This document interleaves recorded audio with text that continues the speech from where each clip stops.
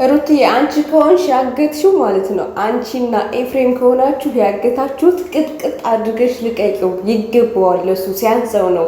ውድ ቤተሰቦች የሩታ ደጋፊዎች የሆናችሁ ቪዲዮ ላይክ፣ ሼር ማድረጋችሁ እንዳትረሱ። የሩታ ደጋፊዎች የሆናችሁ እንግዲህ አብርሽ ታግቷል የሚል ወሬ እየተወራ ነው። ምክንያቱም ስንት ቀኑ ቪዲዮ ሰርተው አያውቁም። ሙሽሜም ጠፍታለች፣ እሱም ጠፍቷል። ሙሽሜም ልትሆን ትችላለች ያገተችው።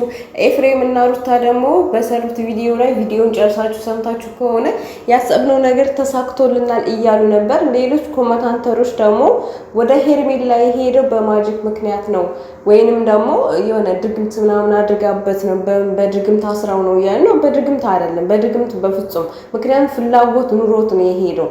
ፍላጎት ኑሮት እሷን ፈልጎ ከአንቺ ጋር ነው የምሆነው ከእሷ አትለዩም እያለ ሰምታችኋል፣ ብዙ ሰዎች ማለት ነው ቪዲዮ ላይ። ስለዚህ ያ አይደለም ግን ማን እንዳገተው አልታወቀም እስካሁን። ሩታ ከሆንሽ ግን ልክ አስገቢው፣ ቅጥቅጥ አድርጊው። እስካሁን የበደለሽን ሁሉ ነገር በቃ መደብደብ አለብሽ ማለት ነው። እኔ ብሆን እንደዛ ነው የማደርገው በቃ።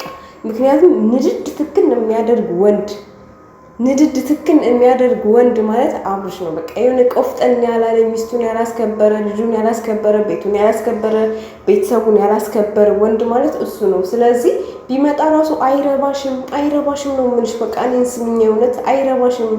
አንቺ ጠንካራ ሴት ነሽ፣ በራስሽ መቆም የምትችይ ሴት ነሽ። ስለዚህ ይሄንን ሰውዬ ከህይወትሽ ማስወጣት አለብሽ። ለማንኛውም አንቺ ከሆንሽ ያገትሽው ጀግና ነሽ የእውነት። ያቺኛዋ ከሆነች ደግሞ ያገተችው ያው ፈርታ ነው፣ ወደ አንቺ እንዳይመጣ ፈርታ ስለሆነ ይሄን ያህል የምትፈሪ ሴት ነሽ።